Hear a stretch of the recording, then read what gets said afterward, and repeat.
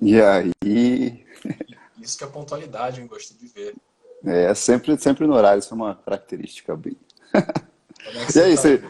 tô bem, você gostou da minha luz, cara? Acabou de chegar, eu acabei de elogiar ela lá no meus stories. Que Essa luz? é uma luz de blogueiro, você tá vendo meu olho aqui, ó? Ah, ring light? E é, exatamente. É, eu Tava falando tô, que eu eu tô ia, para adquirir uma dessa, falei porque pro pessoal que ia estrear ela hoje com você. aí sim, hein, tô lisonjeado.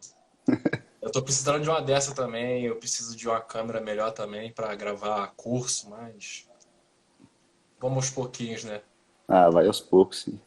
Cara, que milagre é esse que eu tô no Rio de Janeiro, tô todo agasalhado e você no Paraná tá de boa, assim. Pois é, cara, tá frio aí aqui, quer dizer, aqui deve estar na Caralho, mesma aqui. temperatura que tá aí, né? Aqui tá bem fudido de frio hoje. Eu tô na Serra do Rio, né? Aí Ah, tá meio pesado. não, aqui tá de boa, deve estar uns 15 graus, eu acho. E como é que tá essa quarentena? Então, cara, agora tá ficando legal, Como é que o sabe? crossfiteiro tá lidando com essa quarentena? Eu lidei muito bem. Eu consegui. Mantive normal a rotina, cara. Pra quem faz CrossFit é mais fácil a gente ter exercícios em casa, né? E tudo mais. Uhum. A gente já tem uma programação mais facilitada. Então, com isso, eu consegui Ah, com manter certeza. bastante os treinos e também a alimentação. Agora, com relação aqui ao o pessoal mesmo, né? O interior do Paraná já está bem ativo. A gente já não tem uma quarentena mais como Lugar tinha nenhum, nos né? primeiros dias. Então tá bem, Lugar não sei como é nenhum. que tá aí, mas aqui tá bem ativo já. Aqui tá a mesma coisa, só que tem, o comércio tá fechado, mas a rua, tu vai na rua, indo no mercado, por exemplo, a mesma meta, em trânsito, por exemplo. Mas aqui Então, tá tudo aberto. tipo, aí aqui no Brasil já tá com o mesmo número de mortes do que Chile, Uruguai, Argentina e Paraguai juntos. Então, Aqui pra tá você com ver. mais desses quatro países juntos, né? Aí o presidente pergunta, e daí, o que que eu posso fazer? Lá a quarentena é lei, né? Aqui Né? não, aqui ficou a conta dos governadores, mas enfim. Exatamente.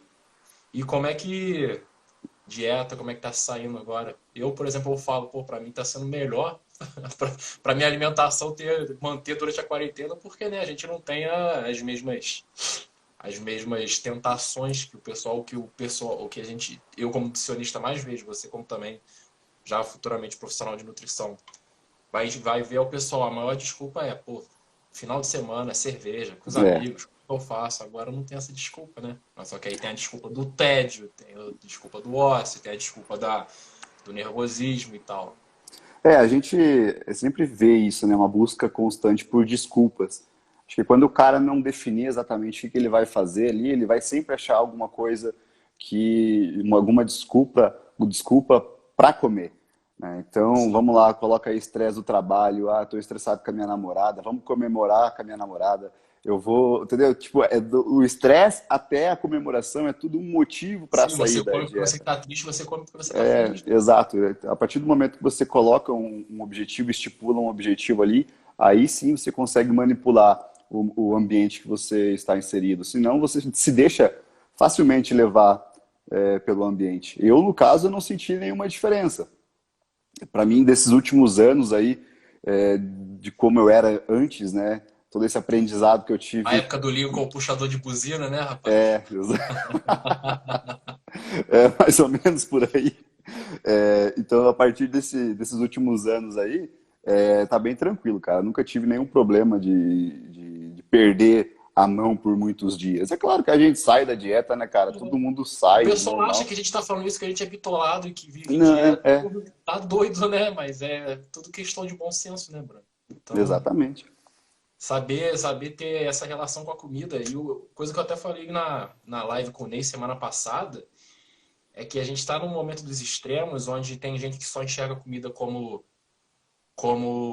o Fernando, vai, ela é namorada do cara aqui da live, hein? Então tu vai dar em cima de outra. Mas É isso enfim, aí, meu irmão. mas isso ela também tá acostumada, né? A quantidade de gente que dá em cima do limpo. A gente tá vivendo dois extremos, cara, porque tem gente que só enxerga como nutriente, né? Comida como via bioquímica, como macronutriente, como micronutriente. E no outro extremo, quem enxerga a comida apenas como uma fonte de prazer. Então, não tá nem nenhum nem outro, né, cara? A gente não tem que Uhum. enxergar nem a comida como apenas como nutriente, nem como apenas uma fonte de conforto, entendeu? Então, é aquela questão, né? A verdade está sempre entre os extremos. É, cara, eu até fiz um post essa semana falando a respeito disso. Gerou até uma certa polêmica, como sempre gera polêmica, eu não Sim, entendo sim. o porquê que gera polêmica sobre a questão hedônica da coisa. A gente não deve procurar prazer em todas as refeições do dia. Tá aqui, você precisa fazer uma refeição que seja Aí tem gente que saborosa. vai ler isso e vai entender como você falando, ah, não, você não tem que sentir prazer comendo, você tem que só comer. É a falta de interpretação de texto do pessoal. Exatamente, exatamente. O próprio você ficar saciado já te leva, te dá uma sensação de prazer ali, porra, tô saciado, tá de boa. É muito diferente de você comer algo visando o prazer e não visando algo fisiológico, né? Matar a fome ou tomar um milkshake. Pô, você não vai tomar um milkshake para matar a sua fome, né? Faz um absurdo, assim. Exatamente. É, você não vê ninguém, tô com fome, vou tomar um milkshake. Todo mundo já É, associa esse tipo de refeição direto com um prazer de uma vez, né? Seja celebração ou seja para acabar com alguma dor momentânea. Como o Zé fala muito bem, que o pessoal confunde ansiedade com expectativa. uhum, Expectativa é algo desconfortável, qualquer que seja o motivo. Se você está com expectativa para uma entrevista de emprego, para o resultado de uma prova, para o vestibular, para um exame de gravidez, isso te gera desconforto. E desconforto você uhum. resolve tendo prazer. Só que aí justamente o prazer que a comida te proporciona é algo momentâneo. Vai tapar um buraco ali, mas logo depois, entendeu? É isso que a É, gente é, fala da reeducação alimentar, é passar por isso. Não é você só tem que fazer dieta, você só tem que sofrer, não. Mas você tem que saber que comida tem sim seus momentos para ser relacionado apenas ao prazer, mas também que a sua vida não pode girar em torno disso, né? O Mike fez um post esses dias falando a respeito disso, né? Que a expectativa de você comer algo doce, de você comer algo saboroso, ela tem uma liberação muito maior de dopamina do que o ato de você comer. E é Sim, exatamente essa sim. questão de você, eu preciso comer, e aí você vai, aquela liberação, aquele prazer é muito maior na expectativa que você tem do que na hora que você come o doce. Até porque quando você come esse doce, come essa comida mais saborosa, cara, é muito rápido essa liberação de dopamina, esse prazer momentâneo, você vai querer mais. E por isso que é um ciclo infinito, né? Você consegue ir na pizzaria e comer um caminhão de pizza e não consegue, por Uhum. exemplo, comer uma tigela de brócolis porque está saciado. Exatamente. E isso você pode observar isso não só com comida, até também com a besteira, tipo, você quer comprar alguma coisa, você quer, sei lá, comprar um celular. É muito melhor você ver caralho, tá chegando, tô conseguindo dinheiro para comprar o celular, a expectativa. Aí quando você compra o celular, tem aquela felicidade, você tira da caixa e tudo. No dia seguinte já é só mais um celular, entendeu? É, E a gente vê isso com o próprio ato de comer, né? exato. O estudo que ele postou, um dos estudos, foi feito com viagem, nem com comida era. Então, Uhum. você ficava com uma expectativa de Sim. viajar, É tinha um porque é algo que prazer você planeja muito por muito maior. tempo, né, usualmente. Exatamente. Você tinha um prazer muito maior do que o dia que você foi viajar realmente, porque durante o dia da viagem tinha algumas coisas que você não controla, sei lá, durante a viagem vai acontecer, você perder uma mala ou sei lá, qualquer coisa que interfira na sua viagem pode te gerar um desconforto, enquanto a expectativa que você tem antes de viajar, ou até a gente pode colocar antes de comer, então, por exemplo, eu tô lá no meu trabalho estressado pra cacete, pô, vou lembrar a minha viagem daqui um mês, eu já vou começar a ficar mais relaxado, Mais mais relaxado. feliz. E acontece com a comida também, né? 4 horas da tarde, estou estressado, mas eu estou pensando na cerveja que eu vou tomar 6h30 para ficar mais de boa, ficar mais relaxado. E isso gera essa expectativa gera um prazer muito maior do que o próprio tomar a cerveja. Com certeza. E a gente está falando de expectativa, eu posso associar isso muito a você, porque a minha primeira palestra que eu dei, que eu fui contratado para dar, foi aquela que a gente deu junto. Foi a tua primeira Uhum. também? Foi lá em Curitiba? Cara, foi a primeira na área de nutrição, foi. Ah, pô, que Uhum, na área maneiro. de nutrição foi a primeira, mas eu já tinha dado outras palestras na área de comportamento de consumo, na área de marketing, que é da onde eu venho, né? Onde ano passado, para quem não sabe, a primeira palestra que eu fui contratado para dar foi em Curitiba. O Limpo é do Paraná, só que ele não é de Curitiba, né? E ele abriu, no caso, deu uma palestra de 1 hora sobre soja, que inclusive foi excelente. Muito obrigado. Muita coisa eu aprendi muito aquele dia e depois eu dei um curso sobre microbiota. Então, Lincoln tá atrelado na minha vida, assim, por assim dizer, né? E não sei se você sabe também, Lincoln é o nome do meu bisavô. Você O nome do falou para bisavô mim. que conheci era Lincoln. Então, Uhum, eu lembro que Valéria, você foi comentou. mal, mas eu tenho um certo vínculo com ele também. Não fica com ciúme, não, tá? Essa palestra a respeito da soja, ela foi um desmembramento da minha dissertação de mestrado. Eu fiz a minha dissertação de mestrado na área de orgânicos e essa foi a soja, no caso, eu falei a respeito da soja, foi um desmembramento dessa questão Mas mestrado em de... que área você fez? Eu fiz na área de comportamento de consumo, especificamente de produtos orgânicos. Ah, para marketing, quando você Isso, é profissional de marketing. exatamente. Dentro desses produtos orgânicos havia ali uma preferência muito grande do público pela soja e tudo mais. E a soja da questão do transgênico era uma coisa que incomodava quem buscava orgânicos. Então, muitas vezes as pessoas não consumiam a soja que era produzida orgânica, que é difícil pra cacete você achar soja orgânica. Imagina o preço disso, o preço, compare carne orgânica, por exemplo, é um preço Sim. absurdo. A soja orgânica também tinha um preço absurdo e muitos ainda não escolhiam, não preferiam devido por ser um transgênico, né? E E aí, o pessoal, acho que transgenia é a coisa que tem mais desinformação, porque quando a total, gente fala em transgênico, a primeira coisa que vem na cabeça é aquela foto de uma maçã com um monte de seringa injetada na é, maçã, né? Só que transgênico, cara, transgênico, como eu sempre falo, e eu acho que eu até comentei isso naquele dia na tua aula também, transgênico pode ser tanto bom como ruim. A maioria esmagadora dos transgênicos são bons, porque, por exemplo, um milho transgênico necessita menos pesticida, porque ele é mais resistente a pragas. Então a transgenia pode ser para diversas coisas, mas aí também pode ser ruim. Quando é que o transgênico é ruim? Quando torna a planta mais resistente a pesticida, por exemplo. Aí o pessoal pode colocar mais Roundup lá da Monsanto, por exemplo. Então, mas isso é que você falou é muito importante, que é difícil achar soja transgênica. A maioria da transgenia é para justamente conseguir ofertar esse tanto de alimento. Não só ofertar, né? Você com a soja melhorada, ela tá com mais facilidade, então você consegue uma lavoura inteira de soja, coisa que em condição normal você não conseguiria. Como também no enriquecimento, né, cara? Para populações mais carentes, um arroz enriquecido, um feijão mais enriquecido, a transgenia também passa por isso, por deixar um alimento com mais propriedades nutricionais. Então uhum, a gente tem que saber diferenciar as coisas, porque transgenia nem sempre é algo ruim. Tem sim, muitas vezes algo sendo ruim, só que aquele produto, por exemplo, aí o pessoal fala, olha no supermercado, Doritos, sei lá. Tá lá o Doritos, aí tem aquele T de transgênico, o pessoal associa porque tem no Doritos que é algo ruim, o transgênico vai ser ruim. Não, às vezes o ingrediente menos pior do, do Doritos é justamente o farelo de algo transgênico que ele usou. O problema uhum. vai estar verdadeiramente nos conservantes que tem no Doritos, entendeu? A soja, a parte dos transgênicos dela foi justamente para aumentar o valor nutricional dela, da proteína, que é uma das coisas mais difíceis de a gente encontrar hoje baratas, proteína, né? A maioria das proteínas são caras e uma forma de baratear proteína, principalmente para a ração do gado, né? Se eu não me engano, no ano que eu fiz essa apresentação, 97% da soja produzida no Brasil era destinado para ração de gado.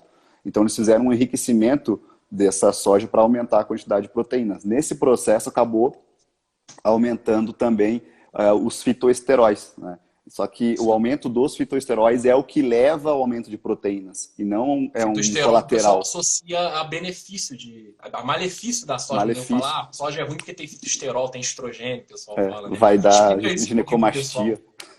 O Ginecomastia da pessoal, soja. o fitoesterol é uma molécula muito similar ao estrogênio, né, que a gente produz normalmente. Então havia alguns relatos e algumas teorias de que se você consumisse uma soja, o homem aumentaria seus níveis de estrogênio e poderia até ter alguma feminilização, seria a ginecomastia principalmente.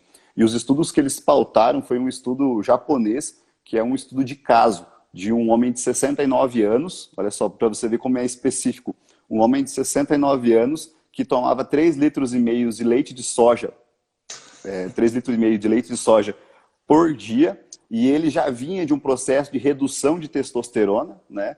Porque é um homem de 69 anos, e ele houve um aumento ali de estrogênio, e então eles começaram a falar, porra, soja, comeu soja, ele tomou leite de soja, então ele teve aumento de estrogênio, soja aumenta estrogênio. Então, são dois estudos em que eles pautam isso, que soja é veneno. Inclusive, tem um vídeo de uma pseudo-autoridade extremamente conhecida no Brasil falando que dar soja para um menino de 12 anos é um veneno, porque vai deixar ele uma garota. De uma pseudo-autoridade que você sabe muito bem quem é. Não, com certeza, é o que mais tem, né? É. E, e esse tipo de estudo também gera uma desinformação para, por exemplo, a creatina, né? O pessoal fala, ah, cara, todo mundo é impressionante como algumas coisas geram e se espalham no Brasil e no mundo e a gente não sabe a origem, como é que isso explanou, porque isso acho que vem desde antes da popularização da internet. Isso vem a própria creatina. A própria creatina, que o pessoal fala, ah, causa dano renal. Aí tu vai ver, pô, beleza, qual é o estudo que se baseou isso? Cara, foi um relato de caso também, relato de caso apenas uma pessoa usando, foi baseado no N de igual a 1. E esse cara utilizou 300 gramas de creatina em um dia, por não sei quanto Nossa. tempo. 300 gramas de creatina é um pote inteiro de creatina. Então, mas só que isso enraizou na população que a creatina, até um leigo, a creatina, pô, não faz mal pro rim. Acho que se eu Uhum. perguntar pra Eu minha recebi uma mãe, ela vai pergunta falar, hoje. minha mãe que não sabe nada de nutrição, vai falar, pô, mas creatina não faz mal pro rim, sabe? Então, a supervia da desinformação é muito problemática, né, cara? A creatina, eu acredito que é o suplemento com maior número de estudos que a gente tem, né? Eu acho que ultrapassa a cafeína e é o suplemento mais estudado da história. E, obviamente, vai acontecer alguns estudos enviesados. Tem um estudo também de que cafeína e creatina concorrem, né? Então, Sim. você não poderia Você sabe de tomar. onde é que veio isso? Porque você tem mais bagagem para falar de nutrição esportiva do que eu. Você conseguiria explicar para o pessoal pô, qual é a picuinha metabólica que tiraram isso da cafeína e da creatina serem concorrentes? Cara, eu, não, eu até sabia, o Felipe que me falou, o Felipe Almeida que me falou, Sim. só que era também um estudo que não tinha nada muito forte assim de evidência, sabe? E ele acabou falando para mim, daí eu tenho uma perspectiva na vida que tudo que não me interessa eu acabo Sim, esquecendo por querer, infelizmente. sabe? Então eu não sei, eu não lembro do contexto bioquímico e também não lembro do contexto que eles afirmaram que a creatina aumentava a DHT, então e levaria a Isso, calvície. isso, Tem isso também foi essa. ressuscitado agora. Essa semana eu vi bastante publicação sobre creatina prejudicar, prejudicar não, proporcionar a queda de cabelo, né? Até me perguntaram na pergunta que eu abri semana passada, perguntaram creatina e queda de cabelo, pô, nunca vi Então, nada disso, só que aí nessa mesma aham, semana eu vi um monte de gente publicando, eu falei, caralho, velho, tem essas tendências uma. brotam do chão, né? Eu acho que é da década de 90, cara. Um estudo assim também sem controle e teve um aumento de DHT. Eu acho que, cara, eu acho que esse estudo, o Felipe também, de novo, mais uma vez, ele comentou, se o Felipe tiver aí, quiser me corrigir, mas eu acredito que um dos participantes estava usando esteroides anabólicos. E aí teve um aumento de DHT, e quando eles fizeram a correção, todos tiveram um aumento de DHT. A média ficou, todos tiveram um aumento de DHT, sendo que um estava usando esteroides anabólicos. Aí ferrou com o estudo inteiro. Cara, e isso é muito problemático, Lincoln, porque, cara, eu não sei você, mas eu não tenho o hábito de estudar bioestatística. Assim, minha bioestatística Jamais. é do. Eu não digo nem a base, nem base de bioestatística eu tenho, até por isso você não me vê comentando de estudo de que fez intervenção, né? Mas eu estava lendo, tem um livro sobre microbiota e dieta personalizada, que foi escrito por dois autores, dois pesquisadores da Universidade de Tel Aviv, Israel. E eles conseguiram, como é que era a base do estudo? Mostrar que a resposta glicêmica aos alimentos dependia da microbiota intestinal. Aí eu até usei esse estudo para, na época que estava o pessoal falando de índice glicêmico, se importava, se não importava, se fazia diferença você comer arroz ou você comer batata. Então, e nesse livro eles falaram algo muito interessante, que nesse estudo deles, de individualidade biológica, né, quando eles foram analisar a média da resposta glicêmica, teve padrão, entendeu? Assim, não gerava diferença significativa. Só que quando eles foram olhar os dados de indivíduo para indivíduo, cara, não tinha nada de média.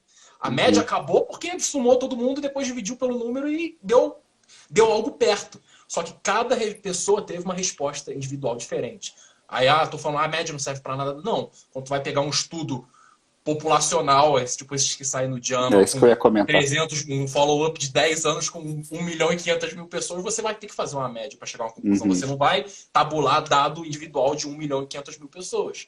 Só que, por exemplo, um estudo intervencional, assim, com N de algumas dezenas de pessoas, eu acho que já seria interessante começar a não olhar, os estudos não disponibilizarem, perdão, apenas a média, mas também a resposta individual de cada um a cada intervenção, né? Aí bota lá o N, a média, e depois paciente N1, paciente N2, N3, N4 e por aí vai. A seleção dos participantes é muito complicada nesse contexto, né? De estudo de microbiota. Imagina você selecionar participantes que possuem similaridades. Porra, é difícil demais para você fazer isso. E não tem como você traçar uma média, sendo que pode ter uma diferença tão grande entre os participantes. Ainda mais que esses estudos, por serem caros, são poucos, né? São poucas Não, pessoas que e são. tem isso. Uma vez eu publiquei um estudo, cara, sobre. Saiu na Cell, sobre como uma dieta low carb pode ser o melhor approach para quem tem esteatose hepática. Outra coisa que gera uma desinformação, né? Tem esteatose hepática, depende do metabolismo do fígado, então você não tem que dar low carb high fat porque vai sobrecarregar o fígado. Mas esse estudo mostrou justamente o contrário. Ele passou por microbiota intestinal também. E esse estudo teve um N igual a 7. Teve 7 participantes só no estudo. Aí uma pessoa me questionou, mas esse estudo só teve um N igual a 7. Mas eu falei, mas tu sabe quanto é que custava cada análise que eles fizeram em cada um desses 7 Isso que é pessoas? foda. Nenhuma faculdade pública no Brasil teria condição de fazer essa análise, porque eles gastaram perto de centenas de milhares de dólares com cada um desses 7 participantes.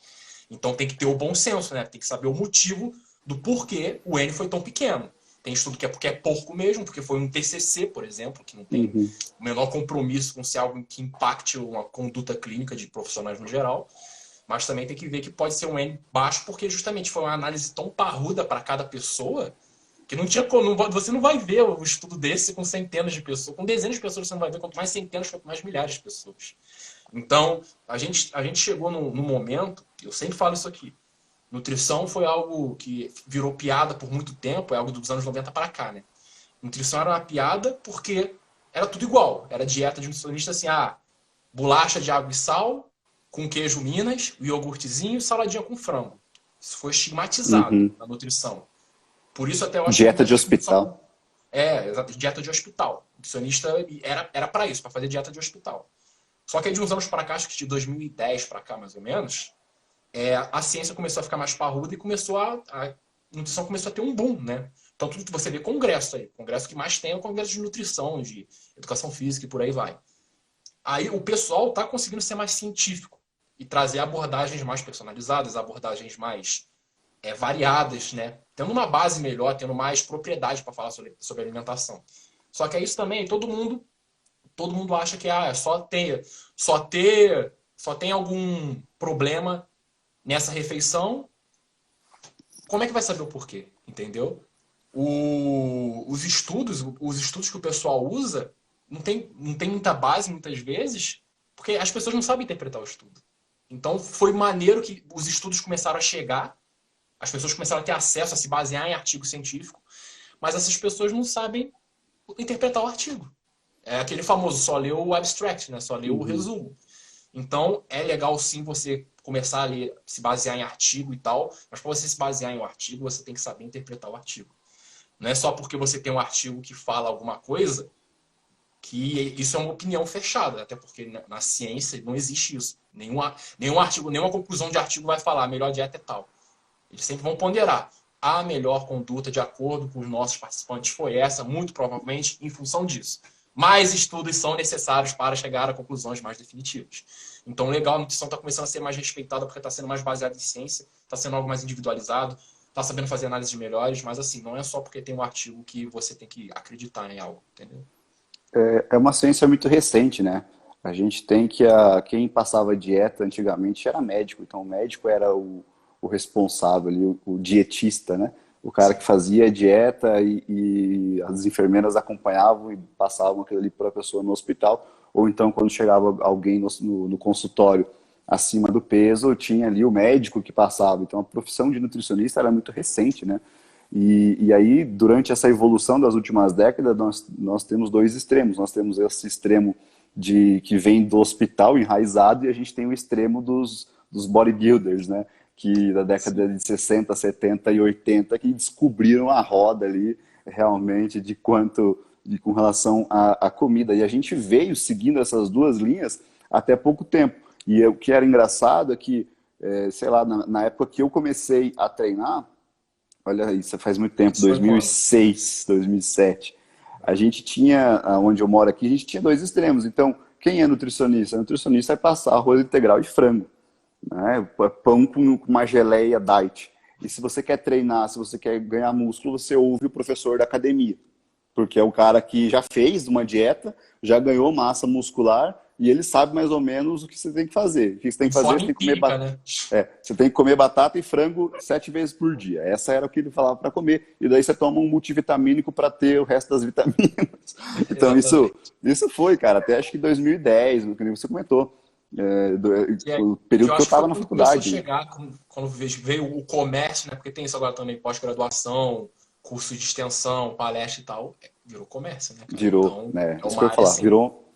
tem duas empresas no Brasil, cara, o que eles movimentam de dinheiro é um absurdo, tipo, absurdo mesmo.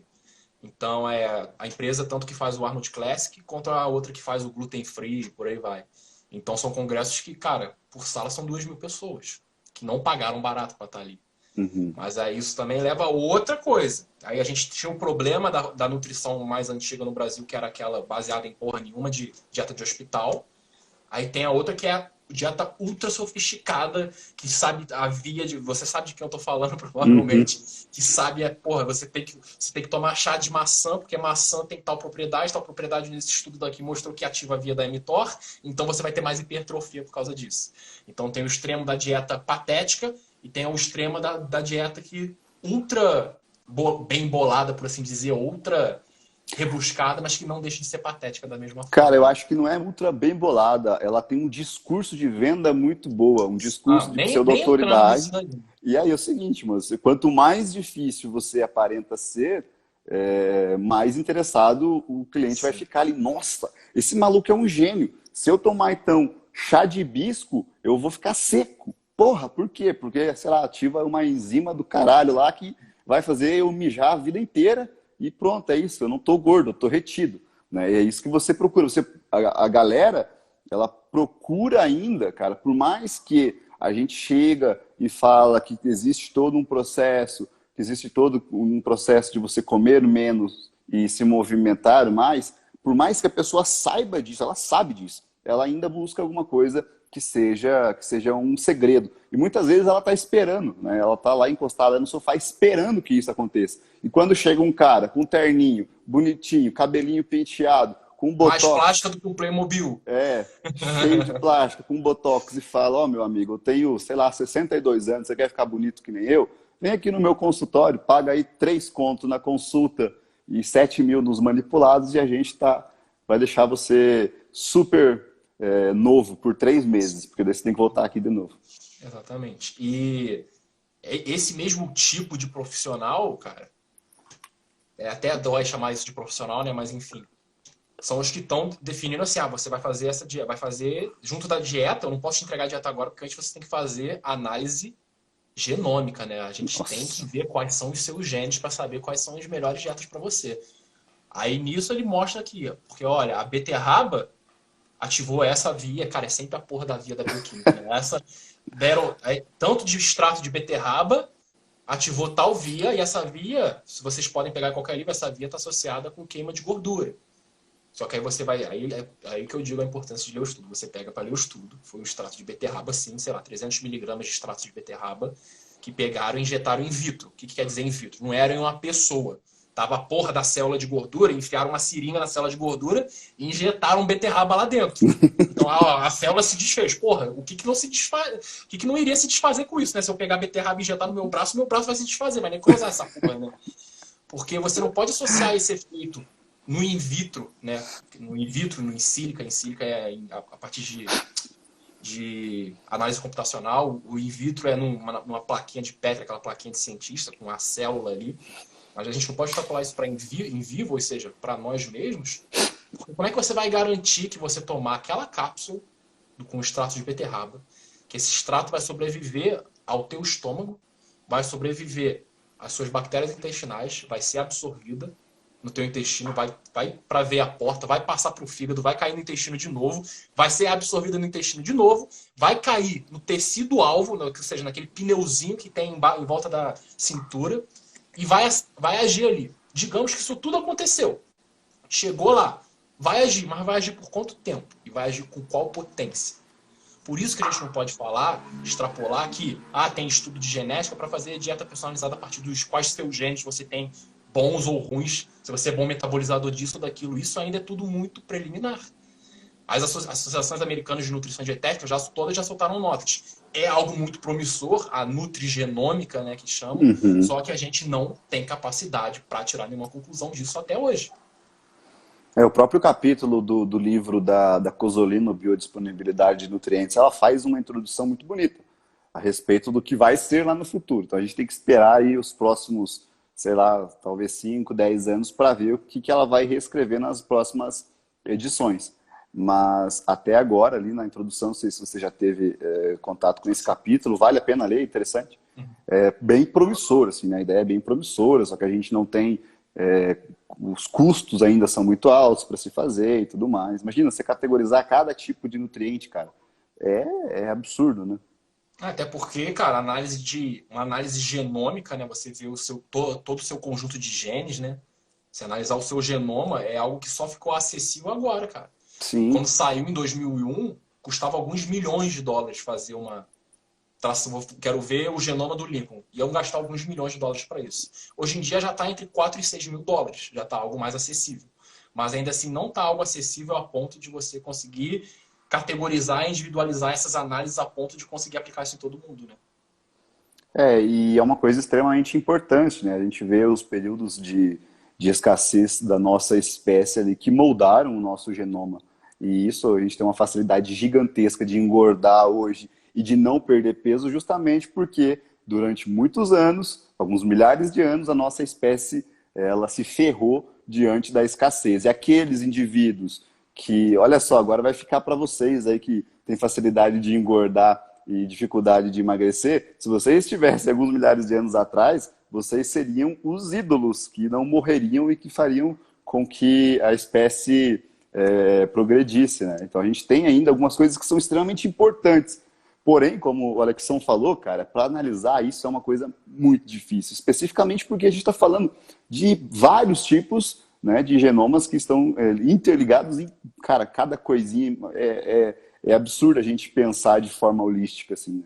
Não, e a gente pega o genoma, e a gente falava isso do genoma, mas agora a gente tem junto o quê? O microbioma, né? Não tem E o como micro, deixar de falar. Porque antes de tudo acessar teus genes, ele tem que passar pelo pedágio que é o seu microbioma, que são os genes das suas bactérias intestinais. Então a gente tem aquele livro 10% humano. Por que 10% humano? Porque enquanto a gente só tem 20 mil genes humanos, a gente tem de 2 a 20 milhões de genes microbianos. Então você pode estar muito bem aquele estudo do extrato da beterraba mostrando esse gene bonitinho sendo ativado para queimar gordura, mas isso no meio tem 50 genes de bactérias que vão pegar aquela porra e vão deformar aquilo completamente, entendeu? Então a conversa só se estende, né? Se a gente for começar a entrar em todos os entraves para esse tipo de conduta, né? A dieta hiperpersonalizada, baseada no genoma, cara, chega a ser patético. É patético, eu acho que é maldade. Que eu acho que quem consegue ler um estudo desse, interpretar, consegue ver a limitação. Mas só que ele não deixa para falar a limitação, né, quando vai falar para o Congresso para 2 mil pessoas. Né? Com certeza, né? A gente teve alguns casos essa semana também de limitações aí que não foram destacadas, né? E que o autor recebeu uma cartinha bem pesada. Da área da educação física, né? Então, cara, e aquilo que tu vê, porque o que aconteceu na nutrição acho que acontece mais ainda com a educação física. Muito mais. Os Eu acho estudantes de que, educação física. Pode falar, pode falar. eu acho que o pessoal da educação física briga mais. Eu acho que o pessoal da nutrição acaba sendo um pouco mais passivo com relação a isso. Porque eu acho que a ciência da educação física é algo que já existe há mais tempo do que a ciência da nutrição. Então, o pessoal da educação física está mais preparado do que o pessoal da educação física para identificar esse tipo de problema, identificar esse tipo de charlatão. Porque, cara, que nem eu falei, nutrição era só dieta de hospital. É ciência da nutrição, cara. Generalizou assim de 2010 para cá. Educação física não. Educação física já tem isso há algumas décadas, né? Então, acho que por isso. Porque, Uhum. mas é a mesma coisa, aí o pessoal tá na faculdade, todo cara, acho que não tem uma pessoa que estuda, não sei se tem alguém aí que, acho que só se estuda na USP, na Unicamp, nesses polos de ciência mesmo, que vão falar, não, minha graduação de nutrição foi muito boa. Ah, minha graduação de educação física foi muito boa, tô completamente satisfeito, saí de lá pronto. Ninguém sabe. Só te dá uma noçãozinha muito da base, o resto tu corre por fora. Aí essa necessidade de correr por fora faz o pessoal ir pra curso, né, cara? Só que aí Uhum. chega lá, vai dar de cara com um maluco desse. Aí vê, caralho, ó, o doutor, não sei o quê. Pô, o cara é profissional de educação física, é nutricionista, e tem mestrado, tem doutorado, e tem 2 pós-doutorados, um inclusive foi sanduíche na Alemanha. Pô, esse maluco é pica. Qualquer coisa que ele vai falar, se eu não vou acreditar nele, quem eu vou acreditar? Cara, tem que acreditar em Uhum. você. Tu tem que se capacitar pra conseguir interpretar a merda que outra pessoa pode falar. Qualquer um fala merda, mano. Cara, Mas tem... Pô, eu pode percebo falar. que também vai do próprio pessoal que é capacitado. Ali no nosso grupo, a gente tem uma seleção de pessoas que são diferenciadas, né? Que além de ter uma inteligência acima da média, um conhecimento acima da média, não digo inteligência, mas um conhecimento acima da Sim. média em específico, em conteúdos específicos, muitos deles sabem se vender muito bem, sabem, têm um discurso correto e um discurso que divulga o seu trabalho. O que eu percebo muito é que muitas vezes o cara fica muito focado, muito bitolado em estudar e aquilo ali, e ele se torna o dono da verdade e ele não entrega esse conteúdo. Né? Aí o cara vai querer combater aquele maluco lá que tem, às vezes, 30% do conhecimento, só que ele fala, por que aquele maluco tá lá? Esse cara não sabe nada, esse cara é um bosta. Mas por quê? Você não se capacitou, você não tem um discurso bom, você não sabe ensinar, você não sabe falar em público. E aí você quer fazer o quê? Vai lá, vai ensinar pro teu caderno, é a única coisa que você sabe fazer. Você não sabe tratar Exatamente. pessoas. Aí que tá a grande questão do negócio. O nerd hoje, o cara que estuda pra cacete, ele não pode estudar só o conteúdo dele. Se ele quer se diferenciar nesse cenário de palestras, principalmente, que a gente está falando, de dar cursos, de estar presente no Arnold, de estar presente nas feiras maiores, ele tem que mostrar o trabalho dele, tem que meter a cara e falar, eu acredito nessa porra, e aquele lá tá falando merda, aquele cara não sabe o que tá falando, ele tá inventando merda, por quê? Por causa desse estudo, tá ligado? E não sabe É o que também, falta. essas pessoas, cara, você falou que tu tem que saber vender, e não só saber vender, porque às vezes a pessoa não está interessada em vender, mas ela tem que saber transmitir esse conhecimento. Ela Exato. tem que expor, ela tem que, cara, conhecimento é para ser público, entendeu? Tipo, eu fazer post, aí eu falar que se eu vender, o que que eu vou fazer? Cara, eu faço 2 posts por semana praticamente no Instagram, ainda assim sobra assunto pra caralho pra eu cobrar quando eu vou dar uma palestra ou um curso. Só que a pessoa tem que saber passar esse conhecimento. Quando me perguntaram uma vez, quem você iguala, quem você acha que é melhor que você falando de microbiota no Brasil e tal? Eu falei, cara, se tem 3 pessoas que falam melhor de microbiota do que eu, é muito. Mas isso eu tô falando assim, de pessoas que estão no mesmo meio do que eu, que estão dando aula, estão dando palestra, estão dando aula em pós-graduação. Porque eu sei que tem, caralho, algumas centenas de pessoas que sabem muito mais do que eu de microbiota, só que são pessoas que estão dentro do laboratório, por exemplo. Não Uhum. estão dentro da minha mesma casta de pessoa que vai dar aula sobre microbiota. A pessoa sabe porque faz parte da dissertação de mestrado, da tese de doutorado, do PhD, mas só que não são pessoas que estão expondo esse conhecimento diretamente. Eu estou falando assim, tem 2 ou 3 pessoas que sabem tanto ou mais do que eu, que estão assim, igual a mim, E dando esses aula para um monte de caras, gente. É, exatamente. não, Porque, e cara, esses você ter caras, só assim, conhecimento. Pode falar, pode pode falar. falar. Não, é que Não, assim, pode às falar. vezes, para não achar que é alguma questão depreciativa, muitas vezes esses caras é que nos embasam. Né? Muitas vezes esses caras que estão lá no laboratório, eles não têm interesse de estar numa Sim, com sala, de certeza. não estar. A grande questão é, eles não estão falando merda daqueles caras que estão no palco, né? Numa sala de Com aula. certeza. Porém, eles que estão embasando aquela pessoa Não, que está lá no o que a gente palco. sabe é por causa deles. Mas é por isso que Exatamente. eu não tô sendo. É isso que eu quero. Aí que eu quero chegar. Eu não tô sendo arrogante, prepotente de falar que eu sou a pessoa no Brasil que mais sabe. Só que quem mais sabe que eu são pessoas que não são públicas, entendeu? Uhum. Se você gosta de estudar muito creatina, cara, tu vai saber o nome do autor. Quem? O Kramer, William Kramer, né? Que é o maluco mais pica da educação física no mundo. Mas você muitas vezes não vê o nome dos outros autores, porque essas pessoas não são públicas. Isso não é um problema. Mas é quando a gente falar, a gente sabe muito dessa porra, a gente sabe, somos as maiores autoridades no Brasil nesse assunto, no sentido de pessoas que estão a todo tempo se expondo e vendendo esse conhecimento, vendendo, expondo esse conhecimento. Porque as pessoas que sabem mais são pessoas que a gente que a gente não tem acesso a saber quem é. Só se você ler ali o nome, ainda assim você só vai saber o sobrenome, né? Porque Lincoln Almeida vai estar lá, Almeida L, sacou? Uhum. Então, falando da creatina, só para a gente ter uma noção maior, em 2001 saiu, 2001, cara, saiu um estudo de revisão com 1.200 referências bibliográficas a respeito da creatina. Imagina esse pesquisador fudido, cara, para encabeçar um negócio desse. E ninguém sabe quem é. Todo mundo fala de creatina, creatina, creatina. Ninguém, eu não lembro o nome dele, né? Claro que as pessoas da área sabem o nome dele. Eu não lembro o nome dele. É de 2001, o cara fez um artigo, ele e os colegas, com 1.200 referências a respeito da creatina. De 46 páginas, o que é muito, às vezes é triplo do que algumas revistas aceitam, né? E Sim. as pessoas não sabem quem ele é publicamente. Deu Exatamente. É pica por da isso que a gente fala, creatina. cara. A gente tem que valorizar a ciência por causa disso. Quem tá na ciência, cara, não é gente que nem não é gente que nem a gente que é público, que são as pessoas que têm dezenas de milhares de seguidores no Instagram, que tá todo tempo, que estamos a todo tempo sendo expostos, porque essas pessoas muitas vezes não têm tempo para isso, porque elas não estariam conseguindo produzir o que elas produzem se elas tivessem, ah, não, agora tem que chegar em casa e eu tenho que ter um compromisso com os meus seguidores de fazer post, de fazer live, de fazer isso, aquilo, entendeu? Então, por isso a importância do investimento que vem na ciência é para isso. É, e o Porque que a gente. imagina o quanto não deve ser frustrante para uma pessoa, cara, e essas pessoas, tipo, doutorando. Cara, doutorando não ganha R$ 2.000 por mês, mano. E tá aí, eu falo, eu ganho isso em um dia, em dando uma palestra, 8 horas. A pessoa que me deu material para eu conseguir falar isso, não ganha isso num mês.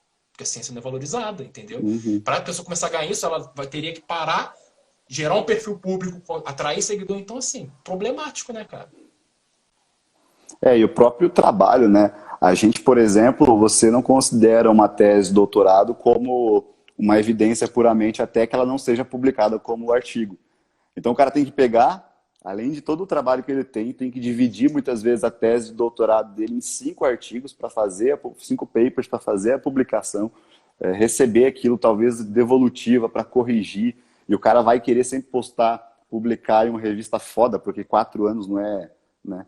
E o trabalho gigantesco que ele tem para não ser reconhecido. E no Brasil a gente tem os doutores tem uma busca muito mais acadêmica do que comercial. Nos Estados Unidos, Europa, a gente tem uma busca maior dos doutores pela área comercial, né, pela indústria, estão ativos Sim. na indústria. E aqui no Brasil a gente tem muito pouco disso.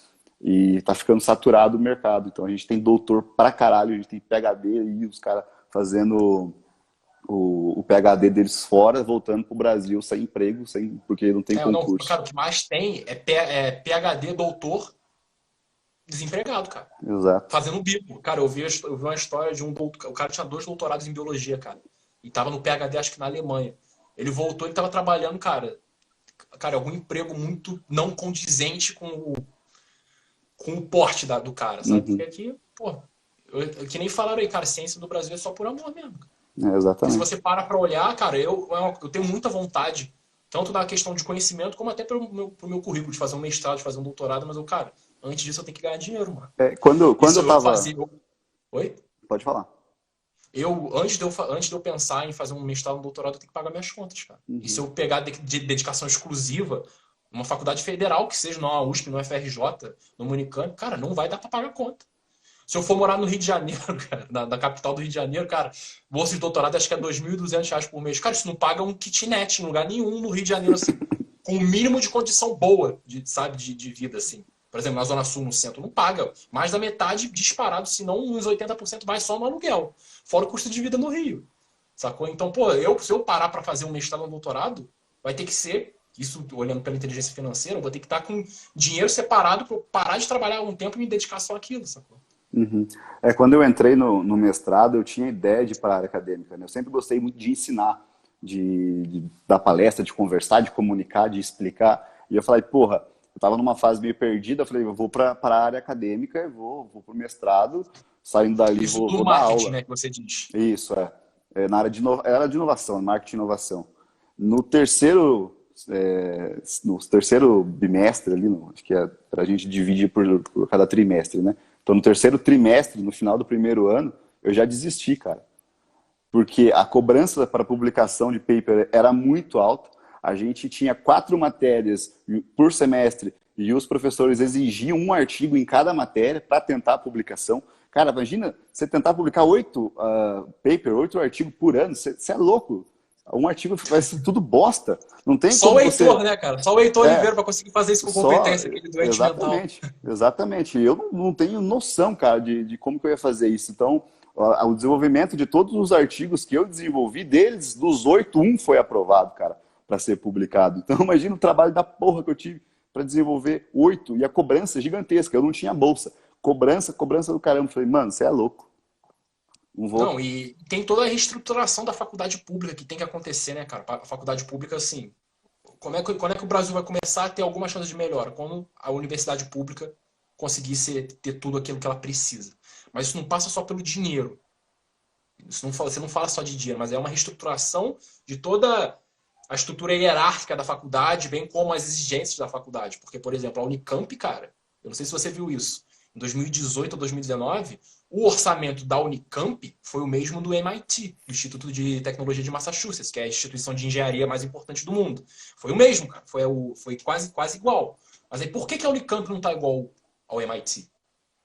Aí tem toda a questão burocrática, tem a questão de como é que está sendo aplicado essa verba, entendeu? É que nem a mesma coisa, Bolsa Família. Bolsa Família é uma merda? Cara, pode ser uma merda, mas assim, tem gente que precisa do Bolsa Família. Tem gente que precisa do Bolsa Família, mas o problema não é essas pessoas terem o dinheiro. O problema é como essas pessoas estão sendo captadas para receber esse dinheiro. O que está qualificando elas? Será que o método está sendo certo? O mesmo vale na pesquisa pública. O dinheiro, muitas vezes, é liberado. Só que aí até chegar lá, enquanto não vai ser comido na corrupção esse dinheiro, óbvio. E quando chegar na faculdade, como é que esse dinheiro vai ser aplicado? Não, eu não sou a favor de perguntar se eu sou a favor de privatização da faculdade de universidade pública. Jamais. O problema burocrático não é só em função dela ser estatal e não ser pública. Vai muito além disso. E privatização só é trazer mais problema ainda e elitizar. E cortar o acesso do pobre à faculdade. Principalmente por esse motivo. A pergunta sobre parceria público-privada, eu acho que vale quando não há interesses diretos da entidade privada, né? Porque não adianta você falar... É o problema. Todos Esse é o problema. A gente vai fazer um estudo. Vamos supor, eu e o Lincoln, a gente encabeça a Faculdade de Nutrição de Brasília, sei lá. Aí, caraca, abriu financiamento privado. Quem vai vir querer investir na gente? A indústria de alimento. Quem vai ter dinheiro, cascalho, para bancar uma pesquisa de milhares, às vezes milhões de reais? Quem tem dinheiro. E quem tem dinheiro na indústria de alimento? É a porra da banca de hortifruti da esquina? Não, cara. Vai ser a Coca-Cola, vai ser a PepsiCo, vai ser, porra, a mega indústria do alimento. E eles vão dar esse dinheiro em troca de... não, toma aí, a gente quer o bem da nutrição no país. Não, mano. Vai financiar o estudo que vai corroborar com a melhora da imagem dela. E aí como é que é o termo, cara? Conflito de interesse. Esse que é o problema, a gente falando mais da área da nutrição. Esse é o problema do financiamento privado dentro da área de saúde, por exemplo. Exatamente. A PRF, a Seara. Vai sair, qual é o estudo que estudo eles vão querer financiar? Que estudo que a Seara vai querer financiar? O estudo que mostra que o frango deles é melhor do que comer frango é melhor do que comer lentilha no almoço. Entendeu? Esse que é o problema. Você sabe aquela história do café da manhã é a refeição mais importante do dia? Vocês já ouviram essa história? Isso vem de 2 estudos dos anos 60. E os 2 estudos foram mega estudos. Eles foram financiados por quem? Pela Quaker. Pela Kellogg. Um foi pela Kellogg e o outro foi pela Quaker. O que a Kellogg's faz? Kellogg's produz o cereal matinal Desperte o Tigre em Você. E a Quaker é quem produz aveia, porra. O inventor da granola. Privado. Oi? Basicamente o inventor da granola. Exatamente, cara. Então, esse que é o problema. Eu falando da minha área, né? Vamos abrir financiamento privado para a faculdade. Beleza, mas aí? O quão a indústria não vai interferir? Igual financiamento público, igual financiamento privado de campanha eleitoral, porra. Vai botar a Ambev, bota dinheiro para quem vai favorecer a Ambev depois. É o conflito de interesse. Tem um livro, cara, que eu li, que é muito bom sobre isso. Peraí. Chama isso aqui, Uma verdade indigesta. Aí fala como, o subtítulo, como a indústria alimentícia manipula a ciência do que comemos. Então isso não é história conspiracionista de, meu Deus, não tem cura para o câncer porque a indústria não deixa ter cura para o câncer. Cara, isso é uma boçalidade falar isso. Imagina se a Pfizer desenvolve a cura para o linfoma, o quanto que as ações da Pfizer não iam pra puta que pariu, né? Por quanto tempo? Ainda ia ter 20 anos de patente, mas enfim. Esse livro é muito bom, que fala esse tipo de coisa, tipo da Kellogg's, por exemplo. Que é por causa da Kellogg's e da Quaker, que tem o mito de que refeição do café da manhã é a refeição mais importante do dia. E que eles, passa por que eles eram concorrentes, né? Oi? Eu recomendo você assistir a história do Kellogg. Onde é que eu consigo isso? Cara, tem eu acho que tá no YouTube. Veja no History Channel. Eles têm os gigantes da indústria dos alimentos. Eu acredito que são 10 episódios e eles falam da história do cereal matinal, falam da história da invenção do chocolate, da Mars, e também falam da Coca-Cola versus Pepsi, né? Todo o histórico, cara, desde do surgimento. E é muito interessante que eles falam sobre o Kellogg e a Quaker. O cara que inventou a Quaker, ele se matou de ódio do cara da Kellogg. Pra você ter noção. Você sabe como é que rolou a história? O irmão do... Conta aí pra terminar, porque nosso tempo tá quase acabando. Vai lá. O irmão do Kellogg, ele era um médico extremamente famoso nos Estados Unidos. Tem vários estudos dele que ele tinha sei lá, umas ideias muito doidas, assim, sabe? Uns tratamentos muito absurdos. Colocava os caras numa banheira de choque, colocava os caras num rolo compressor. Isso é verdade. E ele era completamente louco. E ele inventou a granola, né? Que é o café matinal lá o primeiro que surgiu. E o irmão dele queria vender isso. E ele não deixava. Ele falou, não, isso aqui é meu, essa parada é minha, só quem vem para o meu hospital vai usar essa granola aqui. E aí o hospital dele pegou fogo e ele não tinha mais nada de dinheiro. O irmão tinha guardado um dinheiro e mais os acionistas e comprou, então, a patente. E começou a fabricar o Kellogg. Só que nesse meio período, um funcionário do Kellogg roubou, um paciente do Kellogg foi lá, se internou e viu que aquele café matinal era muito bom e roubou a receita. Caraca, e fez a Quaker. Nossa, velho.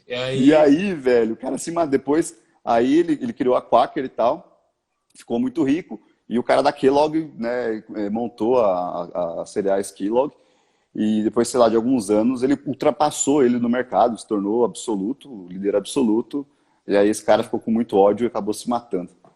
O que tem uma... É Gigante da Indústria o nome? Gigantes da Indústria. Eu acho que são 10 ou 12 episódios. A história semelhante é da Adidas e da Puma, né? Os donos são irmãos e eles se odiavam. O dono da Puma e o dono da Adidas, né? Tem várias histórias legais, cara. Da Lamborghini também. Lamborghini saiu da Ferrari. Exatamente. Tem a história do Ford versus Ferrari, né? O filme que agora também. Lincoln, finalizar aí um recadinho pro pessoal antes de terminar. Cara, continuem os estudos, quem é da área de nutrição. Eu acredito que tem mais gente da nutrição do que o pessoal leigo, né? Que é os estudos, cara. Além dos estudos que você tem que fazer na área específica, não pense assim, nutricionista tem que fazer o básico, e que é que nem a história do político ser honesto, né? Isso é uma questão básica. Você tem que saber todas as áreas e se especializa em um e saiba vender isso aí de uma forma que você não seja picareta e que você ajude as pessoas, ensine as pessoas e os seus pacientes também. E mais uma vez, fortalecendo o que foi tudo dito nessa live aí, para a gente colocar a ciência como um santo graal aí, principalmente os nossos cientistas que ganham muito menos do que as celebridades de palco da nutrição, mas que contribuem muito mais do que nós, do que os professores mesmo, né? Com certeza. Lincoln, te agradecer aqui, muito obrigado pelo seu tempo. Eu e o Lincoln, a gente acabou que a gente ia falar de marketing, de Instagram e tal, esse tipo de coisa. Só que aí a conversa se perde. A gente é amigo, a gente não se fala há muito tempo, tem muito papo para colocar em dia. É por isso que acaba sendo papo de merda, a gente não tem um roteiro, a gente só conversa e que isso tenha agregado e continue agregando sempre algo para vocês, beleza? Depois a gente marca uma outra live pra gente falar especificamente disso. Não, hoje vamos falar só de marketing e Instagram para profissional da saúde. Gente, muito obrigado ao Lincoln. Saudades eternas. Eu que agradeço. Se tromba qualquer dia. A gente você ia dia 9 lá Você ia dia 9 lá em São Paulo, acho que foi cancelado, né? Foi cancelado, vai ser online agora. Eu tenho que gravar a aula, inclusive. Mas oportunidade não vai faltar. Quando esse coronga acabar aí, a gente Vai dar tudo certo. Véi, Obrigado pelo convite. beijão. Abraço. Se Tamo cuida. junto. Muito obrigado, pessoal. Obrigado aí a todo mundo que assistiu. Espero que tenha agregado alguma coisa para vocês nessa quarta-feira.